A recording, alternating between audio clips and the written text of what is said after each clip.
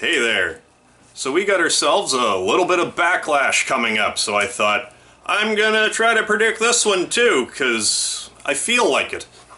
So first off, we have ourselves the kickoff show, which according to my notes is Tye Dillinger, the Perfect 10 versus Aiden English.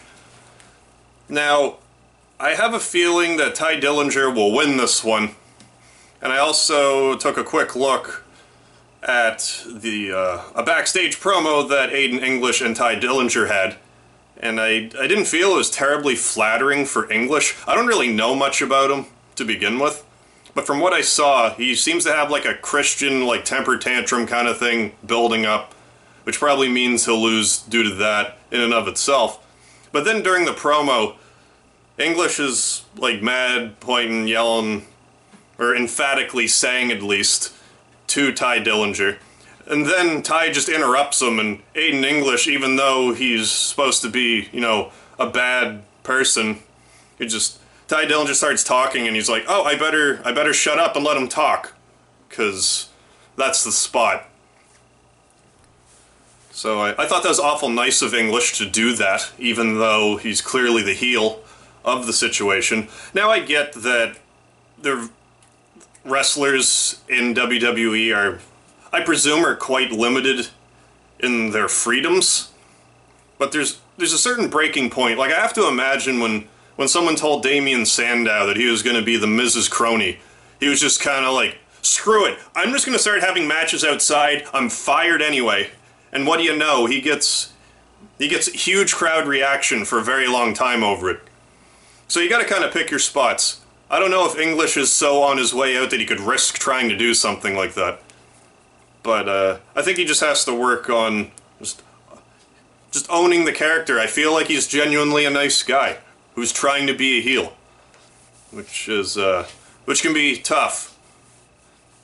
But that's enough of that. I think Tye Dillinger will win because of the temper tantrum. Next up on my list is Luke Harper versus Eric Rowan. I didn't know Eric Rowan still existed, so good for him for being employed still. Although I'm going to have to give it to Harper. I know nothing about any build-up for this match, but I've been a huge Luke Harper fan even before he was Luke Harper. I know, look at this hipster. I like Luke Harper before he was cool. But no, I saw him as Brody Lee versus Player Uno first live. And they just beat the tar out of each other, and it was a very exciting match to watch. And I've been sold on them ever since. So, Luke Harper, you're my choice. Next up on my list here is Sami Zayn versus Baron Corbin. Baron Corbin's kind of another one of those who, like, he has a good bad guy look. But I feel like deep down, he's a nice guy. He needs to work on, like that backstage segment where he jumped my Bray brother, Sami Zayn, and knocked him down. I felt like when he was like talking to him, it wasn't very convincing. He needs to find that inner prick a little better. And Sami's got a serious underdog thing going on. I'm gonna have to root for my Bray brother, Sami Zayn, for this one, because I know he has the underdog thing going on and all that jazz. So that's my choice. Next up here on my list is the Six Ladies tag match with Charlotte Flair, Naomi, and Becky Lynch versus Natalya, Tamina, and Carmella. Now, I saw nothing to support this. I didn't see the contract signing, but I'm under the impression that Charlotte and one of the other girls on that team are on the outs with each other. Like, they aren't getting along. And that in and of itself makes me think that Natalya, Tamina, and Carmella will win, even though Carmella beat Naomi on SmackDown. I'm still going to give this one to Natalya, Tamina, and Carmella. And while we're on the topic of the ladies, I also saw a vignette for a returning Lana, who's always been a bit of an enigma wrapped in a puzzle, or whatever the saying is to me, because, like, I look at her and I know she's a pretty lady, but there's something about her that I'm kind of like, meh. But then she starts doing, like, certain mannerisms, and I'm like, oh boy, you are a very attractive lady. So it's weird how I'm so like on and off with her. But seeing her, you know, give a chair a lap dance and stuff like that, I would be interested in seeing more of that. Like, I always thought she was pretty good on the mic, so I don't know what happened between her and Rusev. I should maybe catch up on that a little bit. Next up on my list here is the SmackDown Tag Team Champion match, the Usos versus Breezango. I have no context for this match. The last time I saw the Usos, they were heel. But seeing as they're against Breezango, that makes me think that they're the heels. Unless they kind of have they're so entertaining as heels that they turned face kind of situation. I'm not sure if that's what happened or not. But when I saw the Usos finally turn heel, I thought it was well overdue. And they do a good job with it. It's not that they weren't bad faces, I was just kind of tired of their shtick, you know? And sometimes just a good old heel turn will spice things up a bit. I don't even know which ones are the champions, frankly, but I'm gonna give it to the Usos. Because I assume Breezango still isn't terribly credible, despite Fandango beating Jericho at WrestleMania. You know how hot and cold WWE can be with their debut victories. Like Christian winning the light heavyweight title on his debut wasn't so bad. He was a mainstay for a while, even won the world championship a couple of times. And then, what else? There was someone else specifically that I wanted to mention about debuts. I lost it. I was talking about Fandango debuting. Oh well, if I remember, I'll go back to it.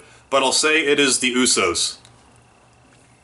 And finally, we got ourselves a little bit of Shinsuke Nakamura on a show, SmackDown, that's probably a better place for him, versus Dolph Ziggler. That'll be a good match. I don't see any way how Nakamura can't take it. I am a massive Nakamura fan, so I wish him nothing but the best. He is so talented. I don't see how he can't get over. Like, they could try to go... He's one of those people you could try to go out of your way to bury, and he'll just stay over anyway. Like, even, whether you like him or not, Kane's one of those guys as well, who, no matter what kind of crap you throw at him, he stays relevant enough. I feel like Nakamura would be similar if they tried to ruin him. He just oozes charisma. You can't not like him. At least I can't not like him. I'm sure Ziggler will give him a good run for his money, but Nakamura will pull out in the end. Next up I have is the United States Championship title match between Kevin Owens versus AJ Styles. And before I tried to catch myself up on SmackDown at all, I figured, well, Owens just won the US title not that long ago. They're probably going to run with it for a while. But then AJ Styles lost on SmackDown, primarily due to Kevin Owens' interference, but he did lose, which makes me think now that AJ Styles is going to win the United States Championship. But that'll be another great contest. And finally, we have the WWE Championship match. Or is it the World Championship? I can't remember. The SmackDown title. The World Heavyweight SmackDown title between Randy Orton and Jinder Mahal. And I want to address the whole elephant in the room with Jinder Mahal, because I have this is my theory on what's happening with Jinder Mahal, because everyone's like, oh, look at Jinder Mahal. He's on steroids now. And I'm not going to argue with that. That being said, I think Jinder Mahal is passing the wellness policies and isn't doing anything that the WWE doesn't test for. That being said, my sources tell me that in WWE, the wellness policy has a bit of a loophole in that the tests that they do either don't test for the steroid antivirus, or it doesn't come up in the test. So if I'm going to understand that correctly, and from what I understand from antivirus, it's like a shredding steroid rather than a bulk up, get huge steroid. if Jinder Mahal was on Anavar, and they could test them all they want. If they don't test for Anavar, they're not gonna get him. But the thing is, if a bunch of guys start going on, well, here's the other thing too. I'll circle back to that. So what I think for the match in and of itself, like, Jinder's got himself some pretty good buzz going right now. I'll give him that. I don't think he'll get the belt yet. I think this will be one of those matches where either Jinder will win by DQ, or like Randy Orton will, like, just about to beat Jinder and his cronies will come in, start kicking Orton in the head or whatever. And then followed up with another pay-per-view where Jinder might win, depending on how well received he stays.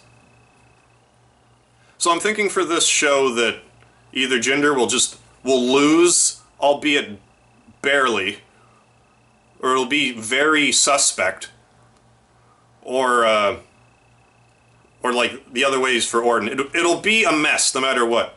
It'll be the old clusterfuck ending, for lack of a better term, is my prediction. So, but also, if they were to give Jinder Mahal the title after all these people think he's on steroids and all that jazz, if he were to win right now, what wrestler would not immediately do all the Anavar steroids they could find, if I'm correct? And then once everyone starts getting all jacked up again, they might have to crack down and actually test for it. I don't know how these tests work. There might just be something in it you can't really test for. I'm sure you can somehow. But that's what I understand. But this all being said, I've never had a problem with wrestlers doing steroids if they want to. It's their body. They beat themselves up all the time. They're on the road all the time. Being able to find a gym to work out at is definitely a difficult excursion. I can't imagine it's... Well, how expensive could it be for WWE to bring a gym along? Like, I know gym stuff is heavy. It doesn't need to be the best, but I guess their rationale is, well, we don't want to buy and maintain all this fancy equipment when we're traveling all around the country. We'll just let our guys find a gym somewhere after we cram them into a sardine can and throw them across the pond. Just go work out at, you know, Planet Fitness UK or whatever. Like, it's a tough life, and I really don't have any problem with the steroids, with them doing it. I feel more, that being said, I feel more sorry for wrestlers that have to wrestle guys that are on steroids when they're not on steroids. Because it's like, unless the steroid guy is really light with his working, then it's just a recipe to get hurt. As long as you don't abuse it. Am I going to remember? That's pretty well all I wanted to touch on. I'm trying to remember, because I was talking about the whole debut thing. Fandango beat Jericho. Oh yeah, when Taz beat Kurt Angle on his debut. Like, I was sold on Taz when that happened back in the day. And I always liked Taz, but you just saw him just get pushed further and further down the card, to the point you knew he'd never recover. Then he became an announcer, and I liked his announcing just fine dandy. But those are all the matches that I know of for the pay-per-view Backlash. So those are my predictions. If you feel free to discuss, I don't need to say. You know you can discuss. If you're on this site, you know you can discuss. So if you want to, do. If you don't, do that as well. But yeah, if you do want to reach out, I'll jaw jack about some wrestling with you anytime. So anyways, thank you very much for joining me for this Backlash 2017 prediction video. I still go by MegaHarv, and tomorrow, to celebrate my 100 subscribers, I am going to do a Scratch Ticket Sunday with a Megabucks. Seeing as I'm MegaHarv, I'm going to scratch a Megabucks. So we'll see what happens there. So join me tomorrow.